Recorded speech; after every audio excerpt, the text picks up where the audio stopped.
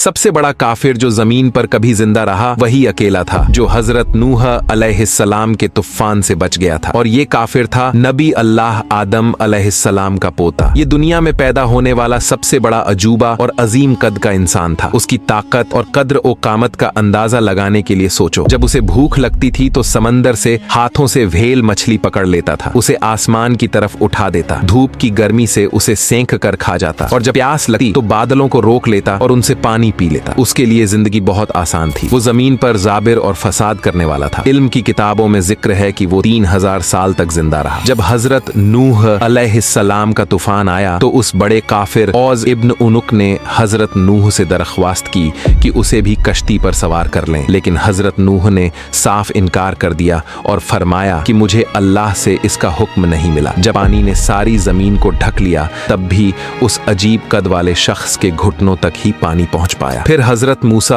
अलैहिस्सलाम के जमाने में यही औज अपनी बीवी के साथ सीना में रहता था। जब हजरत मूसा अलैहिस्सलाम ने बनी इजराइल को 12 कबीलों में बांटकर उन्हें मुकद्दस जमीन में दाखिल होने का हुक्म दिया तो वहां के कबीलों के सरदार औज के कैले में पहुंच गए। औज ने हर एक को लकड़ी की गठर में डाल लिया और उन सबको उठाकर अपनी बीवी के पास ले गया और मजाका उड़ाते हुए कहा, ये लोग हमें पकड़ने आए हैं। वो चाहता था कि सबको एक साथ पांव से कुचलकर मार डाले, लेकिन उसकी बीवी ने कहा, ऐ औज, ऐसा मत करो, इन्हें लौटने दो ताकि ये अपनी कौम को हमारी ताकत और शौकत के बारे में बताए। और ऐसा ही हुआ। सरदार लौट कर गए और बनी इजराइल को पूरा वाकया सुनाया। बनी इजराइल डर गए और हजरत मूसा से कहने लगे, आप और आपका रब जाइए और लड़ाइए, हम तो यहीं बैठे हैं। इसी दौरान औज ने बनी इजराइल पर हमला करने का फैसला किया। वो एक बहुत बड़ी चट्टान अपने हाथ में उठाए हुए था। अचानक अल्लाह ने एक बड़ा परिंदा भेजा जिसने अपनी चोंच से उस चट्टान को कुरेद कुरेद कर तोड़ डाला और वह चट्टान औज के सर पर गिरी और जमीन पर गिर पड़ा। फिर हजरत मूसा अलैहिस्सलाम ने अपनी लाठी से उसे एक ही वार किया और वो उसी वक्त मर गया। ये लाठी आम लाठी नहीं थी, इसमें एक अजीम राज था। इसी लाठी ने बनी इजराइल को नजात दी। इसी से समंदर